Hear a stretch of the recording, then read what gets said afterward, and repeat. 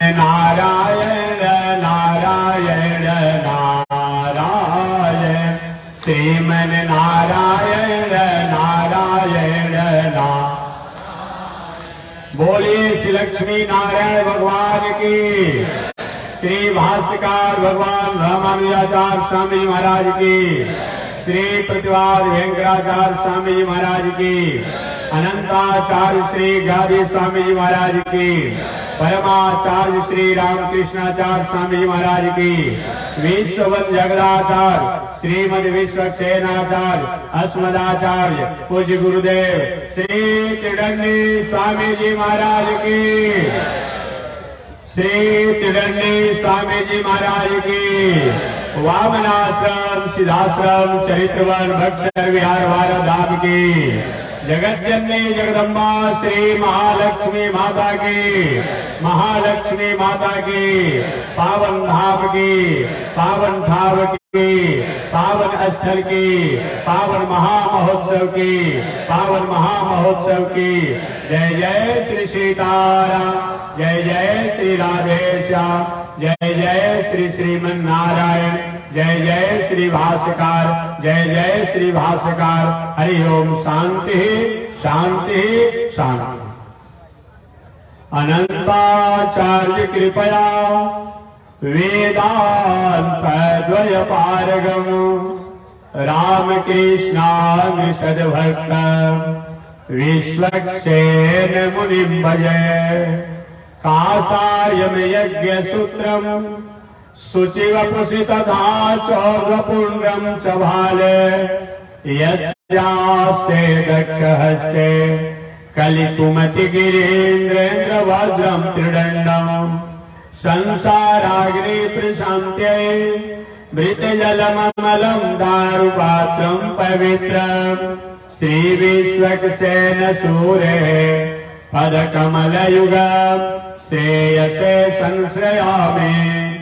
लक्ष्मीनाथ समारंभां नाथयामुनिमध्यमाम् अस्मदाचार्य पर्यन्तां वन्दे गुरु परम्परां। नारायणाय विद्महे वासुदेवाय धीमहि तन्नो विष्णु प्रचोदयात्। महालक्ष्म्यै च विद्महे विष्णु पत्न्यै च धीमहि तन्नो लक्ष्मी प्रचोदयात्, तन्नो लक्ष्मी प्रचोदयात्। परमाराध्य श्री लक्ष्मी नारायण भगवान प्रातः स्मरणीय पूज्य आचार्य श्री के जुगल चरणों में कोटिशा नमन। भगवत भागवत आचार्य कैंकर्य पारायण महानुभाव हरिद्वार की पावन भूमि से चलकर आए हुए माया मधुसूदन पीठाधीश्वर जगत गुरु रामानुजाचार्य स्वामी वैकुंठनाथ जी महाराज द्वारा आपने राम कथा श्रवण किया। इनसे पहले एक चक्रापुरी आरा से चलकर आए हुए जगत गुरु रामानुजाचार्य आचार्य गिरधर शास्त्री जी महाराज द्वारा आपने श्रीमद् वाल्मीकि रामायण नहीं हो रही थी, श्रीमद् वाल्मीकि रामायण की कथा आप श्रवण कर रहे होंगे। उनसे पहले आरा जगदीशपुर की पावन भूमि से चलकर आए हुए श्री आनंद बिहारी शास्त्री जी द्वारा आपने भागवत कथा श्रवण किया होगा। उनसे पहले आप ब्रह्मचारी कथा होगी आप ना, हमारे ब्रह्मचारी जी कथा आपने सुना होगा सिद्धराचार्य जी का। चलिए उसी कड़ी में मैं भी अल्प समय में अपनी बातों को निवेदन करूं। मैंने प्रथम दिन निवेदन किया था, हमारे आपके मन में प्रश्न बने ही रहते हैं, आते ही रहते हैं। यज्ञ के, कथा के, पूजा के, पाठ के, धर्म के, तीर्थ के होते रहते हैं, हम करते हैं, लेकिन मन में बना रहता है। इन प्रश्नों के समाधान करते हुए मैंने निवेदन किया था, कथा केवल कहने सुनने का नहीं है, मोक्ष की बात तो अलग है, स्वर्ग की बात तो अलग है, लेकिन संसार में भी हम संसारिक वस्तु व्यवस्थाओं और साधन संसाधन से अगर हम त्रिकालावधि संपन्न रहना चाहते हैं, इसके लिए भी कथा, धर्म, कर्म, पूजा पाठ की आवश्यकता है।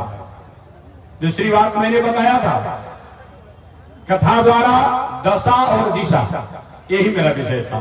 आज इसी कथा के साथ, शब्दों के साथ मैं उपसंहार भी करूंगा, क्योंकि जिस कथा को मैं प्रारंभ करता हूं उपसंहार भी उसी शब्दों से मैं कर देता हूं।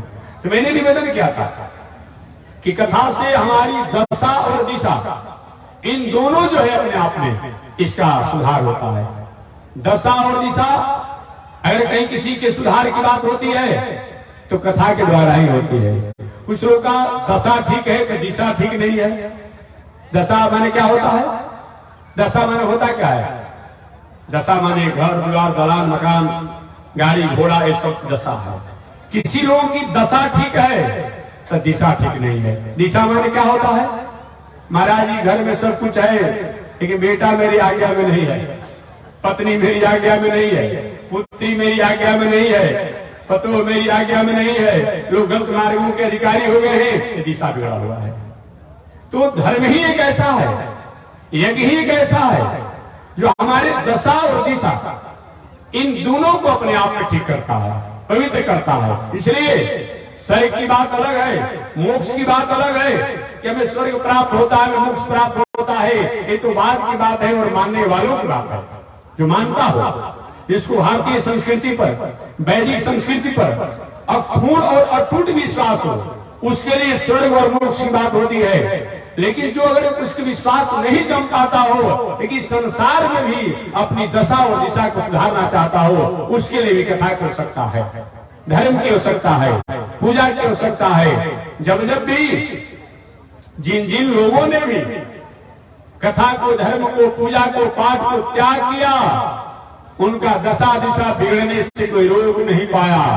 बहुत ऊंचाई पर दशा थी, बहुत ऊंचाई पर दिशा था, लेकिन उनको बर्बाद होने से, उनको समाप्त होने से कोई रोक नहीं पाया। रोज मैं उदाहरण देता हूं, रावण की इतनी बड़ी दशा थी, इतनी बड़ी दशा थी कि दसों दिशाओं में उसका रथ को कोई रोकता नहीं था।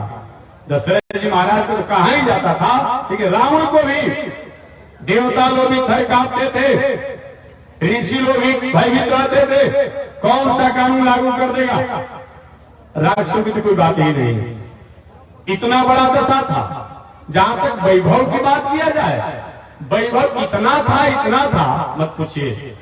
स्वर्णमयी लंकापुरी, स्वर्णमयी लंकापुरी थी अपने आप में।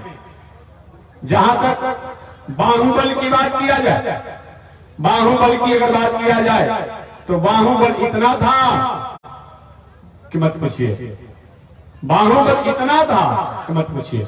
हालांकि ये बात भी मैं कहूंगा अपने एक बार याद दिलाने के लिए, आप जिस भूमि पर हैं, यहां पर रावण तो परास्त हो गया था, ये जान लीजिएगा। जहां पर आप हैं, एक कार्तवीर जी की नगरी है, ये सहस्त्रबाहुओं की नगरी है, ये सहस्त्रार्जुन की नगरी है। रावण के पास 10 भुजा था, तो यहाँ के राजा के पास 1000 भुजा था। यहाँ के जो राजा थे, जिनको हम लोग सहस्त्रबाहु कहते हैं, या सहस्त्रार्जुन कहते हैं, या कार्तवीर कहते हैं, या अपने भाषा में हरिहो वंश कहा जाता है। हरिहो वंश, ये तो थोड़ी सी उनकी द्वारा गलती हो गई। हरिहो वंश बहुत बड़ा यशस्वी था, बहुत बड़ा यशस्वी था जी, लेकिन थोड़ी सी चूक हो गई। जब हमारे आपके पास पद प्रतिष्ठा, मान सम्मान, ऐश्वर्य, कीर्ति हो, तो थोड़े से फूक फूक करके और देख देख करके चलना चाहिए। उसी में कहीं न कहीं फाल्ट होने की संभावना रहती है, विचलित होने की संभावना रहती है। सहस्त्रार्जुन कार्तवीर का इतना ऐश्वर्य वैभव था, सहस्त्रबाहु कितना ऐश्वर्य वैभव था। यही सासाराम के, जो आज को सासाराम कहा जाता है अपने आप में, जिनको आप कहते हैं, यहाँ के राजा का इतना वैभव था कि रावण जैसे पराक्रमी को, रावण जैसे अपने को वीर मानने वाले को, जो त्रैलोक पर अपना एक साम्राज्य रखा था, ऐसे रावण को अपने घोड़शाला में बांध करके यहाँ के राजा ने रखा था, कैद करके। समझिए, घोड़शाला का जो पीछे बांधने वाला जो पिछाड़ी होता है, उसी में रावण को बांध करके रखा गया था, ये जान लीजिएगा। वो तो विश्वामुनि जी आए, विश्वामुनि आए, पुलस्त्य ऋषि आए और आकर के यहाँ कहे, हे राजन, आप मेरे कुल खानदान मेरे वंशज के अपने आप में प्रतिष्ठा को आपने धो दिया, अब इसको मुक्त कर दिया जाए। उसी सत्य के अनुसार यहाँ के राजा द्वारा मुक्त किया गया रावण को कि आज के बाद जब मैं कभी बुलाऊंगा इनको आना पड़ेगा। मेरे जो क्षेत्र है, मेरे मित्र का जो राज क्षेत्र होगा, वहां अपने आप में बिना मेरे आज्ञा के इनको प्रवेश नहीं करना होगा। लेकिन ऐसे अगर बात किया जाए तो रावण के पास दशा बहुत बड़ा था, थोड़ा बड़ा नहीं था अपना आप में। इतना दशा था कि पूरे दुनिया में देवताओं से कहता चलो पानी भरो, देवता लोग पानी भरते थे। और कोई बहुत बड़ा आदमी हो और उसे कहीं पानी भरवाइए और झाड़ू दिवाइए तो इससे जीवन में कभी किया नहीं है, हो पाएगा? करना पड़ता था, करना पड़ता था। लेकिन चुप क्या हुआ रावण। और जहां तक ये बात कहा जाए कुल खानदान की बात, तो आप जानते हैं थोड़ा बड़ा कोई अपना बड़ा आदमी हो जाता है। इतना बड़ा कुल खानदान था, इतना बड़ा कुल खानदान था कि उत्तम कुल पुलस्त के नाती कौन नहीं जानता है। तो दशा इतनी बड़ी थी। दिशा की जहां तक बात करें, रावण के वंशज का दिशा तो बहुत उत्तम था, बहुत उत्तम था। रात दिन साधना में रहने वाले, तपस्या में रहने वाले थे। परंतु रावण की माता जी जो थी, जिसका नाम था कैकसी, एक तो राक्षस की बेटी थी, तो थोड़ा सा उसका अंश रहा उस पर। उसके बाद भी कैकसी का विवाह ऋषि से हुआ था विश्रवा मुनि के साथ। लेकिन कैकसी ने क्या किया, एक मर्यादा से संतान प्राप्ति की कामना किया, जिसका परिणाम क्या हुआ कि रावण जैसा अपने आप में पुत्र हो गया। हमेशा मैं माताओं को निवेदन करते रहता हूं कि माताओं, तुम्हारे पर राष्ट्र की गरिमा है, राष्ट्र की जिम्मेदारी हमारी माताओं पर है, विश्व की जिम्मेदारी हमारे विश्व की जिम्मेदारी हमारी माताओं पर है और समाज की जिम्मेदारी हमारी माताओं पर है। माताएं चाहें तो राष्ट्र को बना सकती है, माताएं चाहें तो राष्ट्र को बिगाड़ सकती है, माताएं चाहें तो भगवान को जन्म दे सकती है, माताएं चाहें तो हमारे भगवत पाद श्री रामानुजाचार्य, श्री प्रतिवाद भयंकराचार्य, श्री अनंताचार्य गादी स्वामी जैसे और परम पूज्य गुरुदेव श्री त्रिदंडी स्वामी जैसे संतों को जन्म दे सकती है। माताएं थोड़ी सी कहीं अपने मार्गों से भटक जाए तो हिरण्याक्ष और रावण और कंस भी जन्म देने में कहीं देर नहीं लगेगी। इसलिए माताओं की अपनी गरिमा में रहना चाहिए। कभी भी दुनिया कुछ भी हो जाए, दुनिया कहीं भी अपने आप अपनी गर्त में जाने की संकल्प ले ले, लेकिन माताओं को अपनी मर्यादा और गरिमा में रहनी ही चाहिए। हुआ क्या आप जानते होंगे, कैकसी ने विश्रवा मुनि से और समय संतान की कामना किया, संतान प्राप्ति की कामना किया, जिसका परिणाम क्या हुआ बाद में चल करके वही रावण कुंभकर्ण इत्यादि हुए। कथा विस्तार से आप जानते हैं। नीतिकारों ने कहा है, शास्त्र में भी आती, हमेशा मैं निवेदन करते रहता हूं कि कुछ लोग कहते महाराज जी हमें संतान 10 बरस हो गया, कोई संतान की उम्मीद नहीं है। हमने कहा देखिए भाई, हम भगवान से मंगल कामना करेंगे, हम धर्म शास्त्र की बात बता देंगे, होना और नहीं होना हमारे बस की बात नहीं है, और हमारे बस की बात नहीं, किसी के बस की बात नहीं है। हम कर्तव्य करेंगे, हम कर्म करेंगे, लेकिन होना और नहीं होना हमारे और आप किसी की बस की बात नहीं है। लेकिन एक व्यवहारिक बात हमेशा निवेदन करते रहता हूं कि संतान प्राप्ति की इच्छा जब हो अपने आप में गृहस्थ आश्रम में प्रवेश करने के बाद, उसमें दिल, दिमाग, मन, बुद्धि, चित्त पवित्र होना चाहिए। किसी उपद्रवकारी का, किसी दुष्ट व्यक्ति का, किसी नालायक व्यक्ति का, किसी मर्यादा से गिरी हुई स्त्रियों का स्मरण चिंतन करके स्त्री या पुरुष संतान की मर्यादा को स्वीकार न करे संतान प्राप्ति के लिए। अन्यथा जो सोचेंगे, जो विचार करेंगे, जो ध्यान करेंगे, बाद में होने वाला संतान जो है उसी लक्षण से होगा। अतः इस पर विचार होना चाहिए। संतान की प्राप्ति जो है ये भोग नहीं है, ये यज्ञ है, ये यज्ञ है, ये संस्कृति है, ये पूजा है, ये आराधना है। इसलिए पवित्र भावना होकर के दिल, दिमाग, मन, बुद्धि पवित्र होकर के अगर संतान की कामना किया जाता है, आज भी ध्रुव जैसे और प्रहलाद जैसे पुत्र निश्चित रूप में होंगे। इसको रोका नहीं जा सकता है, रोका नहीं जा सकता है। कब? जब स्त्री पुरुष दोनों का दिल, दिमाग, मन, बुद्धि नहीं की उल्टा उपद्रव भोजन करके और संतान की कामना करेंगे, तो बेटा जो होगा सुंदर दिखने में तो होगा, लेकिन जब ही बड़ा होगा तो कुत्ता जैसा गुरगुराने लगेगा। देखेंगे, आंख देकर माता पिता को अपने आप पर टेढ़ी नजर से देखेगा, उसका दोष है, दोष तो आपका है, आपने विचार नहीं किया, इसलिए इस पर विचार होना चाहिए, यही बताया गया है। विश्वामित्र मुनि ने विचार नहीं किया, विचार तो किए लेकिन टैक्सी मानी नहीं, परिणाम से रावण हुआ। तो रावण के पास दशा तो इतना बड़ा था, कोई रोक नहीं पाया। दिशा की बात, दिशा पहले कुल खानदान बहुत श्रेष्ठ था, लेकिन ये अपने ननिहाल पक्ष का इस पर कुछ गुण आया और इसका बिगड़ गया। हुआ क्या, दशा बिगड़ गया, दिशा बिगड़ गया। बहुत संपत्ति रहने के बाद भी, बहुत ऐश्वर्य वैभव होने के बाद भी रावण का सब कुछ बिगड़ गया। इसका एक कारण वकालत का एक शब्द में, पापी व्यक्ति से कभी घृणा नहीं करनी चाहिए। तो आपको आश्चर्य होगा, पापी व्यक्ति से कभी घृणा नहीं करनी चाहिए, पाप से घृणा करनी चाहिए। पापी व्यक्ति भी पाप को छोड़ दे रहा है, वह भी आदर का पात्र है, ये जानना चाहिए। अगर पापी व्यक्ति कोई गलत काम किसी कारण जान अनजान में हो गया और समझाने कारण बुझाने कारण अगर कहीं अच्छे मार्गों का अधिकारी हो जाता है तो साधु रेव समंतव्य, वो साधु के समान आदरणीय है, वंदनीय है, पूजनीय है। उदाहरण के रूप में हमारे वाल्मीकि जी, उदाहरण के रूप में अंगुलीमाल ठाकुर, कौन नहीं जानता है वाल्मीकि जी। दुनिया का कोई भी उपद्रव ऐसा नहीं था जो उनके द्वारा नहीं हुआ था, लेकिन संतों के कारण, संतों के सहवास, संतों के कथा सुनने के कारण वाल्मीकि भाई ब्रह्म समाना आदर के पात्र हो गए, कौन नहीं जानता है। इसलिए पापी व्यक्ति से घृणा नहीं करनी चाहिए, पाप से घृणा करना चाहिए। अगर पापी व्यक्ति भी पाप को त्याग रहा है, वह आदर का पात्र है, वह समाज में आदर का पात्र होता है, ये बताया गया है। इसलिए मैं निवेदन करना चाह रहा था कि रावण जो कुछ भी हुआ उसको जब समझाया गया, मान लेना चाहता था। हनुमान जी महाराज जैसे संत गए और समझाए, प्रदीयताम दासरथी मैथिली, हे लंकेश तुम्हारे कुल खानदान का बहुत नाम है, अभी कुछ बिगड़ा नहीं है, कुछ बिगड़ा नहीं है, प्रदीयताम, अरे इस मैथिली को वापस कर दीजिए। इससे होगा क्या, आप आनंद से इस लंकापुरी के भोग को भोगिए। रावण जो है हनुमान जी पर अपने आप में आवेश हो गया, हे बंदर, अब तुम हमको समझाने वाले गुरु मिले हो, ब्रह्मा जी से हम पढ़े हैं, शंकर जी से हमने ज्ञान प्राप्त किया है, अब हमको पढ़ाने वाले तुम ही हो। और हनुमान जी तो कुछ व्यंग बोला, वाल्मीकि रामायण में आया है, लंकेश रावण ने हनुमान जी पर कुछ व्यंग बोला, देखो तुम्हारा दोष नहीं है, तुम्हारे जाति का ये स्वभाव है।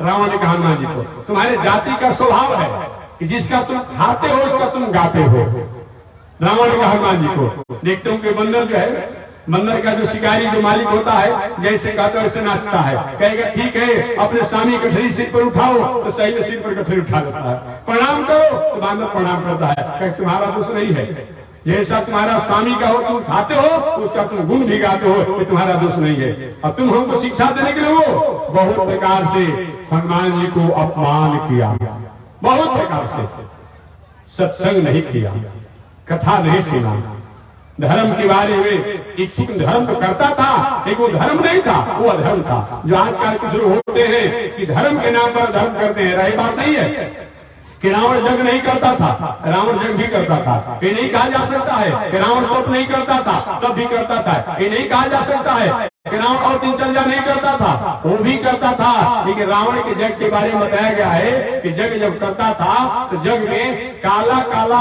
काले रंग के बकरा जो है जिंदा अग्निकुंड में डाल देता था। अब समझिए ये कोई जग है, ये ऐसा जग करता था अपने आप में, इस तरीका से अपावन जब करता था अपने आप में। तपस्या जब करता, तपस्या नहीं होता कि अपने आप जो भी अपने आप धर्म संस्कार संस्कृति को अपने आप बढ़ावा दे रहे हैं उनका विनाश हो जाए, ये संकल्प नहीं करता, ये कोई तपस्या है। तपस्या हम अपने पवित्र होने के लिए करते हैं, अपने आत्मा को आनंदित करने के लिए होते हैं, अपने दिल को, अपने दिमाग को, अपने मन को, अपने बुद्धि को हम शुद्ध करने के लिए तपस्या करना चाहिए। दूसरे को नीचा दिखाने के लिए और दूसरे को अशांत करने के लिए ये तपस्या नहीं होनी चाहिए। इसलिए रावण द्वारा जो भी तपस्या किया गया, जग किया गया, इसका परिणाम क्या हुआ? वही जग करने के बाद भी, वही तपस्या करने के बाद भी उसके पास कुछ बचा नहीं। रावण का दशा और दिशा जो बहुत ऊंचाई पर था, वो हमेशा हमेशा के लिए समाप्त हो गया।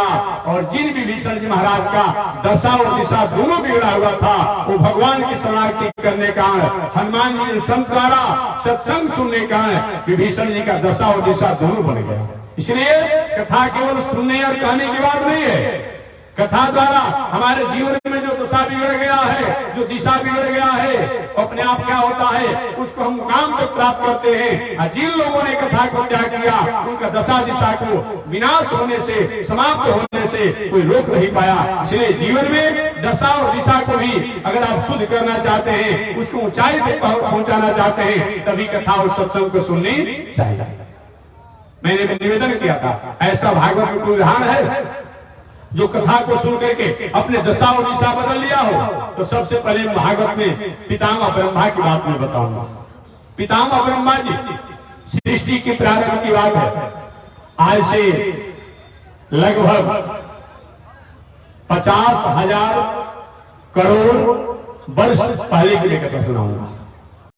हमारी सनातन वैदिक परंपरा जो है इतनी पुरानी है। आज तो लोग 2-4 वर्षों के, 100-500 वर्षों के लेकर के ग्रंथ डोलते रहते हैं, घूमते रहते हैं। हमारा पुराना ग्रंथ, अरे भले आदमी, हमारे यहाँ के तो ऋषि के कुमार भी होते हैं, अपने आप में ऐसे ऐसे ग्रंथों की रचना कर देते हैं। तुम एक किताब नहीं हो, अमुक में लिखा हुआ है, अमुक में लिखा हुआ है, अमुक में लिखा हुआ है। हमारे यहाँ तो एक ऋषि कुमार, एक समान विद्वान भी ऐसे ऐसे ग्रंथों को लिख देते हैं।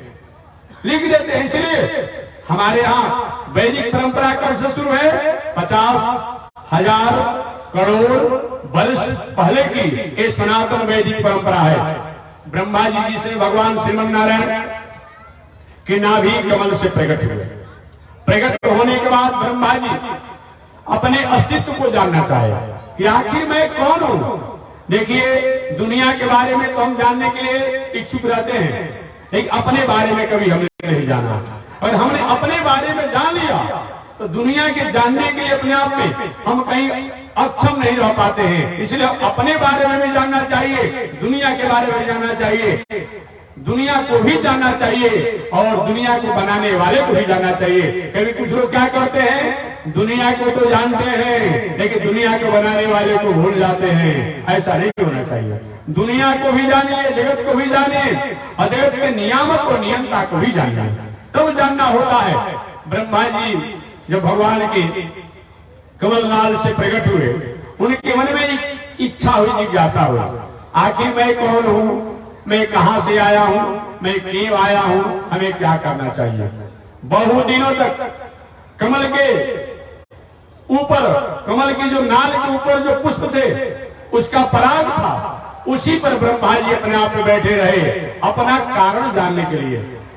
मानसकार ने कहा है परमात्मा को कौन जानता है, तो दर्शन शास्त्र कहता है, वेदांत दर्शन कहता है, उपनिषद कहता है, वेद कहता है कि परमात्मा जिसको जानना चाहता है वो उनको जान पाता है।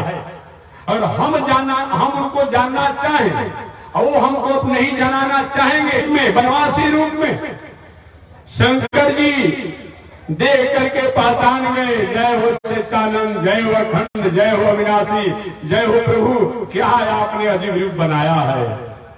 अरे भाई हमारे बारे में जान लीजिए। अरे मैं कथा कह रहा हूँ, आधा घंटा के बाद जाकर कहीं भोजन के पंडाल में अगर कहीं भोजन चलाने रहूंगा तो पहचाने वाले को नहीं पहचान जाएगा। अरे भले महात्मा जी अपना भोजन चला रहे हैं, भोजन खिला रहे हैं, लेकिन यही महात्मा जी हैं। कोई भी कहे भाई कैसे हो सकता है, इतना नाम है जीवन स्वामी का, अपना पे कथा करने वाले भला भोजन पंडाल में रहेंगे, काहे नहीं रहेंगे भाई, झाड़ू भी दे सकते हैं, इससे क्या हो जाएगा। ये तो हमारी भारतीय संस्कृति की पहचान है। भगवत पाद रामानुजाचार्य स्वामी महाराज जो हमारे भक्ति के आचार्य हैं, आज भगवत पाद श्री रामानुजाचार्य स्वामी महाराज श्री बरबर मुनि स्वामी जी महाराज, श्री प्रतिभा भयंकराचार्य स्वामी जी महाराज, श्री यामुनाचार्य स्वामी जी महाराज, श्री शतकोप स्वामी जी महाराज, गोदा अंडाल ऐसी अगर हमारे नहीं होते तो अलवार हमारे नहीं होते। आज भक्ति जो है कई पुस्तक में रह जाती, अरे भक्ति जो है कई ग्रंथों में ही छिपी रह जाती। आज भक्ति को पुस्तक से इस संसार में प्रैक्टिकल के रूप में प्रयोग करने का किसी ने काम किया है। आचार्य श्री भगवत्पाद श्री रामानुजाचार्य स्वामी जी महाराज ने किया है, जो कि हम लोग अपने आप में उनको भूल नहीं सकते हैं। आज पूरे समाज में समन्वय की बात होती है। आज लोग कहते हैं कि साम्यवाद होना चाहिए, समता होना चाहिए, केवल वाणी पर उनकी समता है, केवल वाणी पर उनकी क्षमता है। लेकिन भगवत्पाद रामानुजाचार्य स्वामी महाराज ने पूरे समाज में जैसे समन्वय का अपने आप में एक पहचान बनाया और कहीं नहीं देखा जाता है। आपने भीमराव अम्बेडकर जी का नाम सुना होगा। भीमराव अम्बेडकर जी ने भी अपने लेखनी में लिखा कि रामानुजाचार्य का दर्शन जो है, रामानुजाचार्य का सिद्धांत जो है, रामानुजाचार्य का विचार जो है, ये मानव जीवन जीने के लिए पर्याप्त है। अब इससे अधिक जानने की सुनने की आवश्यकता नहीं है। आपने स्वामी विवेकानंद जी का भी नाम सुना होगा। स्वामी विवेकानंद जी ने कहा कि भगवत्पाद श्री रामानुजाचार्य ने जो जीवन जीने की आर्टिकल बताया, जो जीवन जीने की जो कला बताया, वो मानव जीवन अपने प्रशस्त मार्गों का अधिकारी बन सकता है। इस अलग कहीं से और कुछ ढूंढने की आवश्यकता नहीं है। ये हमारे स्वामी विवेकानंद ने बताया। इतना ही नहीं, ये दक्षिण के अपने आप में नहीं, विदेश का अपने आप में जो दार्शनिक था, उसने भी कहा कि दक्षिण का रहने वाला रामानुजाचार्य, उसने पूरे मानव को समन्वय करने के लिए जो अपने आप में जो सिद्धांत अपनाया है, उसे मानव मात्र का कल्याण होगा, एक किसी को रोक नहीं सकता है। इसलिए भगवत्पाद रामानुजाचार्य भक्ति के श्रेष्ठ आचार्य माने जाते हैं। भक्ति था पहले भी, लेकिन ग्रंथों में था, किसी गिने चुने लोगों में था। इस मान लीजिए हम अपने आप में, हमारे पास कोई हम शास्त्र जानते हैं, लेकिन हमारे पास है, उसी को हमने सुना दिया, जना दिया। जितने सुनने वाले हैं वो भी जाने अपने आप में। ऐसे भगवत्पाद रामानुजाचार्य स्वामी जी भक्ति को स्थापना करने वाले हैं, भक्ति को जनाने वाले हैं। वही रामानुजाचार्य स्वामी ने कहा कि नीच टहल सब प्रभु के करी हो, अपद विलोक भव सागर तेरी हो। मैं इस बातों पर निवेदन कर रहा था कि बड़ा आदमी वही होता है जो छोटे से छोटे कर्मों को भी, छोटे से छोटे व्यवहारों को भी बड़ा मानकर करता है, छोटा मानता ही नहीं है। वही बड़ा आदमी होता है, वही बड़ा आदमी होता है। नीच टहल सब प्रभु के करी हो, अपद विलोक भव सागर तेरी हो। छोटे से छोटे कर्म, घर में बच्चे हैं, उनको आपकी जिम्मेदारी है, पढ़ाइए लिखाइए। मंदिर में महाराज जी समय नहीं मिल पाता है जाने के लिए, ठीक है 5 मिनट जाइए। बच्चा घर में, उसको समय से भोजन देकर, उसको अपने आप जलपान की व्यवस्था करके समय से स्कूल में पहुंचा दीजिए। और पहुंचाने के बाद समय मिले तो मंदिर में जाइए, एक मिनट दर्शन कीजिए, पुनः घर के दिनचर्या में लग जाइए। भगवान की प्रसन्नता होती है। वर्ग की जीवन से कर्म ही पूजा है, यही कर्म पूजा है। जिस कर्म में परमात्मा की आज्ञा मान करके, परमात्मा की भावना मान करके अगर हम कर्म करते हैं, हर कर्म ही धर्म हो जाता है, हर कर्म ही साधना हो जाती है, हर कर्म ही आराधना हो जाती है, हर कर्म ही पूजा हो जाती है। इसलिए कर्म दोष नहीं है, कर्म बंधन का कारण नहीं है। जिस कर्म को परमात्मा की आज्ञा मान करके अगर वो कर्म किया जाता है तो हर कर्म ही पूजा हो जाता है, आराधना और साधना हो जाता है। इसी बातों को भक्ति के आचार्य भगवत्पाद श्री रामानुजाचार्य स्वामी जी महाराज ने कहा कि नीच, और उन्होंने कहा कहीं कर्ज लक्षण विलक्षण मोक्ष भाजो रामानुजो विजयते राज राज। हे दुनिया में रहने वालों, कहीं कर्ज लक्षण विलक्षण मोक्ष भाजो। सेवा जो है एक ऐसा अजब किस्म का मुक्ति का पात्र है, एक मुक्ति की अपनी व्यवस्था है, एक मुक्ति का सिस्टम है, एक मुक्ति का आयाम है, एक मुक्ति का आधार है, जो देखने में पता नहीं चलता है, लेकिन सहजता से हम मुक्ति को प्राप्त कर लेते हैं। इसके उदाहरण में विदेहराज जनक, विदेहराज जनक ने कभी घर द्वार नहीं छोड़ा, लेकिन कहीं परमात्मा से अलग रहे भी नहीं। हर कल आप समय निवेदन किया था कि सुखदेव जी और नारद जी को वो ज्ञानोपदेश देते हैं, लेकिन राजकाज की व्यवस्था से वे अलग नहीं रहने वाले हैं। इसलिए मनुष्य जीवन में बताया गया है आत्मनिर्भर जीने की कला का मतलब होता है कि खेती, व्यापार, नौकरी, अध्ययन, अध्यापन, परिवार, पत्नी, बाल बच्चों के साथ रहे, लेकिन कर्मों में परमात्मा किया गया मान करके, परमात्मा की भावना मान करके अगर कर्म करते हैं तो हर कर्म ही वह साधना और आराधना हो जाती है। यही सारे शास्त्रों का आदेश है, यही बातों को कथा सत्संग में बताई जाती है। तो हमारे वही रामानुजाचार्य हैं जो कहा कहीं कर्ज लक्षण विलक्षण मोक्ष भाजो रामानुजो भी राज राज। इसी बातों को मानसकार ने कहा, जो पहले मैंने बता दिया। रामचरितमानस में मानसकार ने कहा, उनसे पूछा गया बाबा आप ही बता दीजिए ना, कलिकाल के लोग जो है योग नहीं कर पाएंगे, तपस्या नहीं कर पाएंगे, साधना नहीं कर पाएंगे, आराधना नहीं कर पाएंगे, मुक्ति का क्या साधन है? तो मानसकार ने हमारे भगवत पाद रामानुजाचार्य स्वामी महाराज जो कहे हैं उन्हीं बातों की अपने आप उन्होंने अपनी भाषा में निवेदन कर दिया कि नीच टहल सब प्रभु के करी हो, अपद विलोक भवसागर तरी हो। इसी बातों को श्रीमद् भागवत महापुराण में महर्षि वेद व्यास महाराज ने कहा, जो भगवत पाद रामानुजाचार्य स्वामी महाराज ने वाद में चल करके अपने आप में उसको अपने आप निवेदन अपने तरीका से किया था। तो भागवत में क्या कहा? कायेन वाचा मनसेन्द्रियैर्वा बोध्यात्मना वा नुसित स्वभावात् करोमि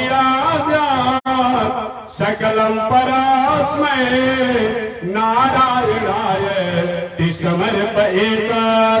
कायेन वाचा, अपने शरीर द्वारा, अपने वाणी द्वारा, अपने इंद्रियों द्वारा, इंद्रियों के स्वभाव द्वारा, आत्मा द्वारा, आत्मा के स्वभाव द्वारा वो जो कर्म किया जाए उन कर्म और कर्म के फल उन परमात्मा की भावना करके उनको समर्पित करके अगर वो कर्म किया जाता है तो हर कर्म ही वह धर्म और साधना हो जाती है।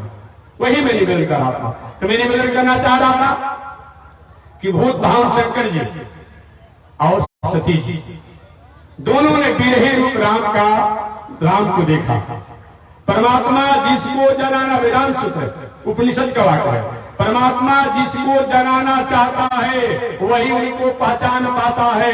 वो जिसको नहीं जनाते हैं, नहीं जनाना चाहते हैं, वो अपने आप के पास में रहने के बाद भी पहचान नहीं पाता है। सती जी और भूत भावन शंकर दोनों एक साथ बिरही राम का दर्शन किए। राम जी भले हो राम बिरही का रूप बनाए हो लीला करने के लिए, वृक्षों से, हरिणियों से, प्रकृति से, पर्वतों से, पहाड़ों से, जलाशयों से पूछते हैं क्या आपने मेरी सीता को देखा है? भूत भावन शंकर जी मुस्कुरा रहे हैं, प्रभु हद हो गई। जिनकी ज्ञान के कारण, जिनके दृष्टि के कारण सारा दुनिया अपने को दृष्टि वाला माना जाता है, ज्ञानवान माना जाता है, वैभव वाला माना जाता है, तेजवान माना जाता है, ऐश्वर्यवान माना जाता है। और आज भला आप दुनिया को ये भ्रमित करने के लिए, अपनी माया में मोहित करने के लिए आप इन मेघों से पूछते हैं, इन पर्वतों से पूछते हैं, इन वृक्षों से पूछते हैं जय हो सच्चिदानंद। देखिए वहां भी जय हो सच्चिदानंद, सत्य चित आनंद, सच्चिदानंद। जय हो अखंड, अखंड भी कहते हैं, जय हो अविनाशी, जय हो प्रभु। अब सती जी का माथा खड़ा हो गया, प्रभु अरे किनको प्रणाम कर रहे हैं? ये कौन है?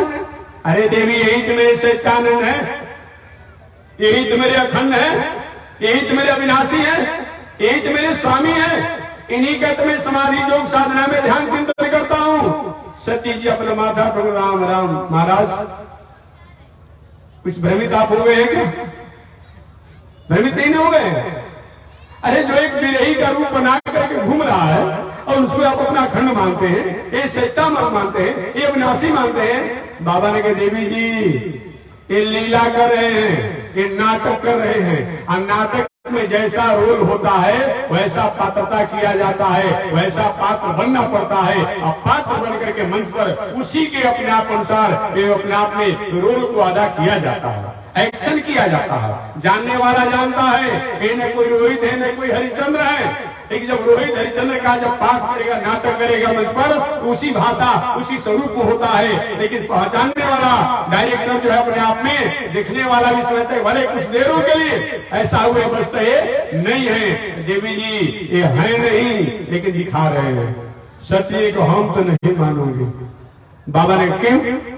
तुम हमारी पत्नी हो, हम मान रहा हूं, तुम नहीं मानोगी। कि महाराज पत्नी तो जरूर हो, सभी बात आपको मान लूंगी, लेकिन एक बात मैं नहीं मानूंगी। बाबा ने क्यों नहीं मानोगी बताओ? विवाह के समय प्रतिज्ञा होता है ना जी, अब तो भूल गए होंगे। एक बार अपने आप बालक बालिका के विवाह हो गया था, अब विवाह हुआ था अपने आप में, विवाह के कुछ दिन बीत गए, अपने आप में थोड़ा आपसी लोग झोंक हो गई। अब लोग जब हो गई अपने आप में, जो वर पक्ष के अपने आप में जो थे लाइया वकील साहब, कन्या पक्ष के लाइया वकील साहब, क्या किया आपने? कन्या के वचनों को पूरा किया है ना? चुप लगाए रहे। आपने बड़े के वचनों को पूरा किया है ना? तो दोनों ने कहा महाराज हमने पूरा नहीं किया, हम दोनों की तरफ से पूरा ही जो पूरा कर रहे हैं, तो वही इसका समझे। आज यही हो रहा है जी, लेकिन वचन होता है विवाह समय अपने समझना चाहिए। माताएं भी अपना हमारा इतना वचन है, पुरुष का हमारा इतना वचन है, कोई पालन करता है? कोई पालन हो रहा है? नहीं हो रहा है।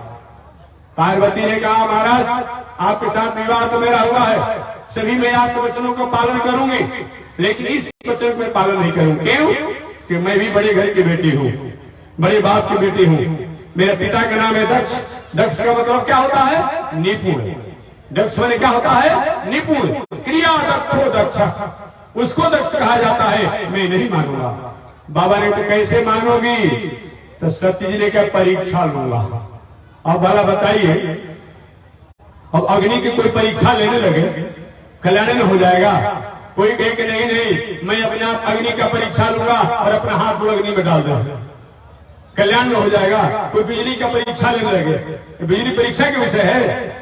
अब तार हटा करके कि नहीं मैं किसी प्रकार आवरण धार करके और देखता हूं कैसे करंट प्रवाहित होती है। अब करंट प्रवाहित की परीक्षा को लेने लगे, अपने हाथ में उपकरणों को त्याग करके, तो क्या होगा? कल्याण हो जाएगा अपने आप में।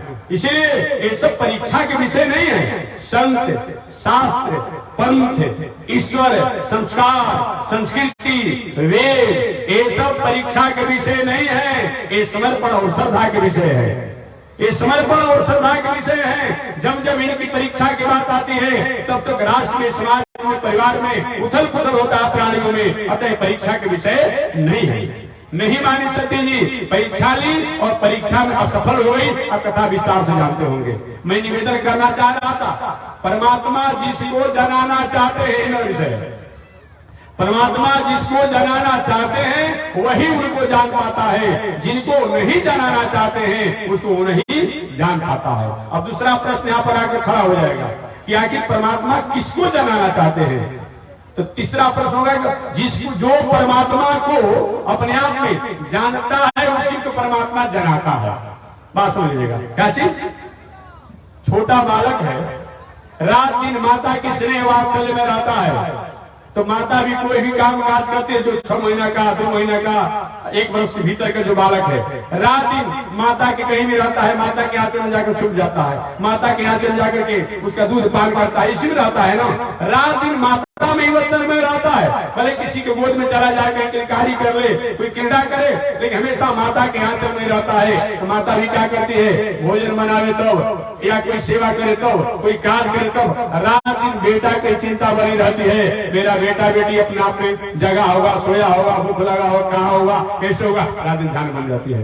तो कौन परमात्मा? वो परमात्मा जिसको वर्णन करना चाहता है, परमात्मा जिसको जनाना चाहता है, वही परमात्मा को जान पाता है। तो परमात्मा किसको जनाता है? तो जो परमात्मा को जानता है पुनः जानेगा। परमात्मा को जो जानता है, परमात्मा को कौन जानता है? यही है यज्ञ, दान, तीर्थ, व्रत, पूजा, पाठ, ये करिए। लेकिन ये परमात्मा का है, परमात्मा की आज्ञा मानकर करना चाहिए। तो भूत भांग शंकर जी योग साधना समाधि करके अपने कर्म को, अपने योग साधना द्वारा उन परमात्मा के लिए रात दिन अपने आप में लगे रहे। अतः भगवान ने उनको स्वीकार किया, भगवान उनको अपना जनाना चाहा, और सती जी ने कभी अभी ऐसा प्रयास नहीं किया। अतः दोनों एक साथ रहे। लेकिन भूत भांग शंकर जी भगवान को पहचान गए और सती जी नहीं पहचान पाए। तो ब्रह्म को अपने आप जो जिसको जो जनाना चाहे वही उनको जान पाता है, जिसको नहीं जनाना चाहे वो नहीं जान पाता है। दूसरा उदाहरण मैं दे दूं, मंदोदरी पहचान गई, रावण नहीं पहचान पाया। राक्षस की पत्नी थी मंदोदरी, लेकिन वो पहचान गई। उसने कहा मंदोदरी ने, प्रभु अभी कुछ बिगड़ा हुआ नहीं है। आप कहते हैं कि मनुष्य है, मनुष्य का पुत्र है, राजकुमार है। नहीं नहीं, मैं कहती हूँ राजकुमार नहीं है, ये मनुष्य नहीं है। आपने कहा था, मंदोदरी कहती है रावण से, प्रभु आपने कहा था कि दुनिया में मेरे समान कोई बलवान नहीं है। आपने अपने समान अगर किसी को बलवान माना था तो खरदूषण को आपने बलवान माना था। ऐसे खरदूषण को ये 14,000 सेनाओं सहित जिन्हें पल गिरते गिरते जिन्होंने संहार कर डाला, फिर उनको तो मनुष्य कहते हैं आप, उनका राजकुमार कहते हैं। इसलिए प्रतीयतामदास थी मैथिली, इस मैथिली को अभी वापस करके और चलकर क्षमा मांग लीजिए, कुछ से बिगड़ने वाला नहीं है। नहीं माना, नहीं माना। मंदोदरी पहचान गई लेकिन रावण नहीं पहचान पाया, बांदर राजकुमारी नहीं पहचान पाया, तारा पहचान गई, विभीषण जी पहचान गए, सुग्रीव जी पहचान गए, हनुमान जी पहचान गए। इसलिए बताया गया है कि जो परमात्मा अपने आप में जो चाहे कितना भी हो, मार्ग से भटका हो, लेकिन परमात्मा को जो स्वीकार कर लेता है तो चाहे पापा नाम बा सुहा नाम बा न कचित अपराधी न। भगवान कहते हैं अहम पासन पापे भ्यो मोक्षयिष्यामि मा शुचः, मैं उसके पहले के पापों को अपराधों को समाप्त करके और उत्तम गति और कल्याण को प्राप्त कराता हूँ। इसलिए मनुष्य जीवन में कथा केवल सुनने और कहने के लिए है। स्वर्ग होती है, मोक्ष होती है, ये तो वैदिक परिपाटी है, ये तो हमारा वैदिक परंपरा है। लेकिन जो नहीं भी मानने वाला हो परंतु इस संसार में अपनी दशा और दिशा को विचार करने वाला हो, मेरा दशा ठीक रहना चाहिए, मेरा दिशा ठीक रहना चाहिए, ऐसे लोग को भी कथा सुननी चाहिए। क्योंकि जिन जिन लोगों ने कथा को, सत्संग को, धर्म को, पूजा को, पाठ को त्याग किया, उनके दशा और दिशा को बिगड़ने से कोई रोक नहीं पाया। और जिन जिन लोगों ने इस धर्म को, कर्म को, पूजा को, पाठ को स्वीकार किया, उनके दशा दिशा को उत्तरोत्तर बढ़ने से कोई रोक नहीं पाया। दोनों उदाहरण मैंने आपके सामने दिया। अतः मानव जीवन में एक कथा जो है हमारे दशा और दिशा, इन दोनों को अपने आप में अवसर करने के लिए, आयाम तक पहुंचाने के लिए सबसे श्रेष्ठ है। इसी शब्दों के साथ मैं वाणी को विराम दे रहा हूँ। आगे परमात्मा की जय श्री श्रीमन नारायण लक्ष्मी नारायण, श्रीमन नारायण लक्ष्मी नारायण, श्रीमन नारायण नारायण नारायण, श्रीमन नारायण नारायण नारायण। आग लगी आकाश में बरसन लगे अंगार हो, आग लगी आकाश में बरसन लगे अंगार। संत नहीं होते जग में तो जल मरता संसार हो, संत नहीं होते जग में तो जल मरता संसार। श्रीमन नारायण नारायण नारायण, श्रीमन नारायण नारायण। तैनी देखी रघुनाथ जी हमारी ओरिया, तैनी देखी रघुनाथ जी हमारी ओरिया, तैनी ताकी रघुनाथ जी हमारी ओरिया, तैनी ताकी रघुनाथ जी हमारी। बगसर में आके रवा तड़का के मरनी, बगसर में आके रवा तड़का के मर। गौतम नारी अहिल्या तरनी, गौतम नारी अहिल्या तरन। देखी रघुनाथ जी हमारे ओरिया, तनी देखी रघुनाथ जी हमारे ओरिया, तनी ताकी रघुनाथ जी हमारे ओरिया, तनी ताकी रघुनाथ जी हमारे ओरिया। श्रीमन नारायण नारायण नारायण, श्रीमन नारायण नारायण नारायण, लक्ष्मी नारायण नारायण नारायण,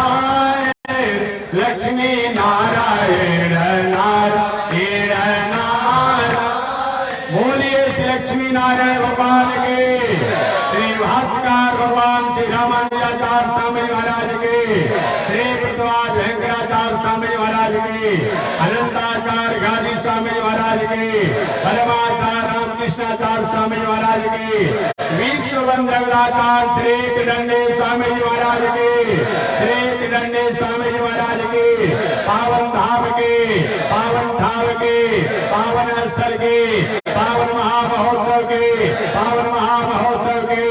जय जय श्री सीताराम, जय जय श्री राधेश्याम, जय जय श्री श्रीमन्नारायण, जय जय श्री भास्कर, जय जय श्री भास्कर, जय जय श्री भास्कर, जय जय श्री रामानुजाचार्य, जय जय श्री रामानुजाचार्य। हरि ओम। शांति शांति शांति।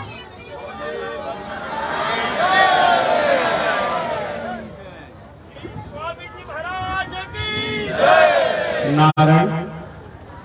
ओम चंद्रमा मनसो जात चक्षुः सूर्यो अजायत श्रोत्राद्वायुष प्राण समुखाग्निरजायत शेषते लक्ष्मी शवत्न्या वहोरात्रि पार्श्वे नक्षत्राणि रूपमस्मिना व्यातम् ईश्वरिघाणा मयि घाण सर्वलोकं मयि घाण कासायम यज्ञ सूत्रं शुचिवपुषित धाचोर्धपुण्डं जभाले यस्यास्ते दक्षहस्ते कलिकुमति गिरीन्द्रेन्द्र भद्रं प्रदण्डं संसाराग्निपुषन्त्यै ऋतजलममलं दारुपात्रं पवित्रं श्री विश्वक्सेन सूर्य पदकमलयुगं श्रेयसे संश्रयामि अमरयाते शूद्रैश्चलमतिरसोय्या प्रसव कृतघ्नो रमाणि स्मर परवसो वञ्चन पर निशंसभावेश कथमहमितो दुःखजलदे रपारादुत्रीण तव परिचर्यं चरणयो तव परिचर्यं चरणयो।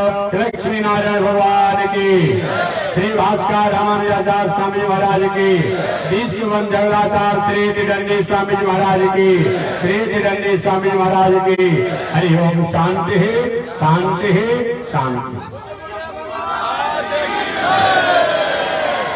नारायण।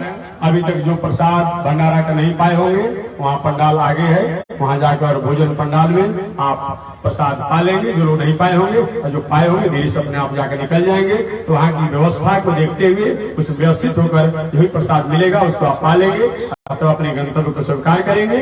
ठीक हम लोग कल प्रातः काल की आरती अपने समय से करेंगे। जैसे मना